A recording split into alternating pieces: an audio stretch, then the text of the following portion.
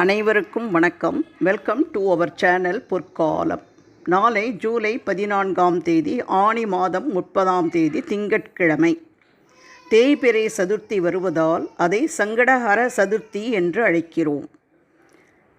நீண்ட நாள் நிறைவேறாத விருப்பங்கள் அனைத்தையும் நிறைவேற்றும் ஆனி மாத சங்கடஹர சதுர்த்தியின் சிறப்புகள், எப்படி வழிபட்டால் நம் விருப்பங்கள் நிறைவேறும் என்பதை தான் இந்த பதிவில் நம்ம பார்க்க போகிறோம். இந்த பதிவை பார்க்குறதுக்கு முன்னாடி இதுவரைக்கும் எங்கள் சேனலை சப்ஸ்கிரைப் செய்யாதவர்கள் சப்ஸ்கிரைப் செய்யுமாறு அன்போடு கேட்டுக்கொள்கிறேன். வாங்க நம்ம வீடியோக்குள்ளே போகலாம். ஆனி மாத சங்கடஹர சதுர்த்தி 2025. வெளியில் யாரிடமும் சொல்ல முடியாத, தாங்க முடியாத மனவேதனையில் இருப்பவர்கள் சங்கடஹர சதுர்த்தி என்று விநாயகரை மனதார வழிபட்டால் அவர்களின் பிரச்சனையை வேரோடு அறுத்து அவர்களை மகிழ்ச்சியுடன் வாழ வைக்கக்கூடிய தெய்வம்தான் விநாயகப் பெருமான். அதிலும் தட்சிணாயன காலத்தின் நிறைவு மாதமான ஆனி மாதத்தில் வரும் சங்கடஹர சதுர்த்தி மிகவும் விசேஷமானதாகும். ஆனி மாதத்தில் வரும் சங்கடஹர சதுர்த்திக்கு கிருஷ்ண பிங்கள சங்கடஹர சதுர்த்தி என்று பெயர். சிவபெருமானுக்குரிய சோமவார விரத நாளான திங்கட்கிழமையன்று சங்கடஹர சதுர்த்தி வருவதால் திருமணம் போன்ற சுப காரிய தடைகள் விளங்குவதற்கும் விநாயகரை வழிபடுவதற்குரிய சிறப்பான நாளாக பார்க்கப்படுகிறது. வசந்த காலத்தின் துவக்கமாக வரும் ஆனி மாத சங்கடஹர சதுர்த்தியில் விநாயகருக்கு விரதமிருந்து வழிபட்டால் அனைத்து விதமான தோஷங்களும் பாவங்களும் நீங்கிவிடும் என்பது நம்பிக்கை. அதோடு வாழ்க்கையில் ஏற்படும் அனைத்து விதமான பிரச்சனைகளில் இருந்தும் நம்மை காக்கக்கூடிய சக்தி வாய்ந்த விரதமாகும். அனைத்து விதமான தடைகள், சவால்கள் ஆகியவற்றை கடந்து வெற்றியை அருளக்கூடிய ஆற்றல் இந்த சிறப்புமிக்க நாளுக்கு உண்டு.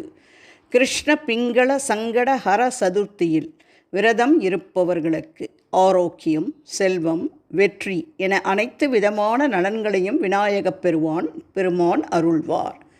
கிருஷ்ண பிங்கள சங்கடஹர சதுர்த்தியில் விரதம் இருப்பவர்களின் நீண்ட நாள் நிறைவேறாத விருப்பங்கள் அனைத்தும் நிறைவேறும்.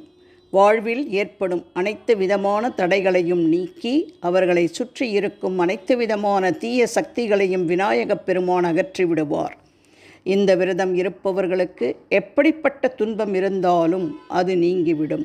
குறிப்பாக நீண்ட காலமாக குழந்தை இல்லாமல் துன்பப்படுபவர்கள், கணவன் மனைவிக்குள் ஓயாத பிரச்சனையால் மனவேதனையில் இருப்பவர்கள் சங்கடஹர சதுர்த்தியில் விரதமிருந்து விநாயகரை மனமுருக வழிபட்டால் பிரச்சனைகள் விரைவில் தீரும். சங்கடஹர சதுர்த்தி என்று விரதம் கடைபிடிக்கும் முறை: அதிகாலையில் எழுந்து நீராடி தூய ஆடை அணிந்து வீட்டிலுள்ள விநாயகர் படத்திற்கு அல்லது விக்கிரகத்திற்கு மஞ்சள் குங்குமம் வைத்து அருகம்புல் மாலை சாத்தி ஒரு நெய் அல்லது நல்லெண்ணெய் தீபம் ஏற்றி வைத்து 2 வாழைப்பழங்களை நிவேதனமாக படைத்து வணங்கி விரதத்தை ஆரம்பிக்க வேண்டும்.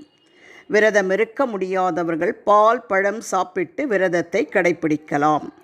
உங்களால் முடிந்தால் காலையில் விநாயகர் கோவிலுக்கு சென்று 11 முறை வலம் வந்து வணங்க வேண்டும். இந்த நாள் முழுவதும் விநாயகருக்கு விருப்பமான விநாயகர் அகவல் படிப்பதும், விக்னங்கள் தீர்க்கும் விநாயகா போற்றி, ஓம் கம் கணபதியே நமகா என்ற மந்திரங்களை 108 முறை சொல்லி வழிபடுவது சிறப்பு.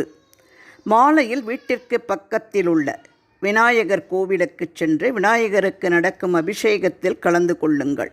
உங்களால் முடிந்த அபிஷேக பொருட்களை வாங்கிக் கொடுங்கள். பின் விநாயகருக்கு அருகம்புல் மாலை அல்லது வெள்ளருக்கு மாலை சாத்தி தேங்காய், வெற்றிலை, பாக்கு, 2 வாழைப்பழங்கள், 2 நெய் தீபங்கள் ஏற்றி வைத்து பூக்களும் வாங்கி கொடுத்து வீட்டில் உள்ளோர் அனைவரின் பெயர், நட்சத்திரம், ராசி, கோத்திரம் சொல்லி அர்ச்சனை செய்ய வேண்டும். உங்களால் முடிந்தால் வீட்டிலேயே மோதகம், கொழுக்கட்டை, சுண்டல் என்று ஏதாவது ஒரு பொருளை நிவேதனமாக செய்து கோவிலில் படைத்து பின் அதை கோவிலுக்கு வரும் பக்தர்களுக்கு பிரசாதமாக கொடுக்கலாம். ஒரு சூறை தேங்காய் விட்டால் தேங்காய் சிதறுவதைப் போல் உங்கள் பிரச்சனைகளும் துன்பங்களும் கஷ்டங்களும் சிதறி ஓடும் என்பது நம்பிக்கை. பின் கடைசியாக சந்திர தரிசனம் செய்து வீட்டிற்கு வந்து நிவேதனமாக படைத்தவற்றை சாப்பிட்டு விரதத்தை முடித்து கொள்ளலாம். கோவிலுக்கு போக முடியாதவர்கள் இதே போன்று விரதத்தை கடைப்பிடித்து வீட்டிலேயே மாலையில் விநாயகர் படத்திற்கு அருகம்புல் சாத்தி ஒரு நெய் தீபம் ஏற்றி வைத்து மோதகம் அல்லது கொழுக்கட்டை அல்லது சுண்டலை நிவேதனமாக படைத்து விநாயகரின் மந்திரங்களை எல்லாம் கூறி வழிபட்டு தூப தீப ஆராதனைகள் செய்து நிவேதனமாக படைத்தவற்றை சாப்பிட்டு விரதத்தை முடித்து கொள்ளலாம். இப்பொழுது நாம் இந்த பதிவின் மூலம் நாளை திங்கட்கிழமையன்று வருகின்ற ஆனி மாத சங்கடஹர சதுர்த்தி என்று விநாயகரை எப்படி வழிபட்டால் நீண்ட நாள் நிறைவேறாத விருப்பங்கள் நிறைவேறும் என்பதை அனைவரும் தெளிவாக தெரிந்து கொண்டிருப்பீர்கள் என்று நினைக்கிறேன். இந்த பதிவு மிகவும் பயனுள்ள பதிவு என்று நீங்கள் நினைத்தால் உங்கள் உற்றார் உறவினர் நண்பர்களுக்கு மறக்காமல் ஷேர் பண்ணுங்கள்.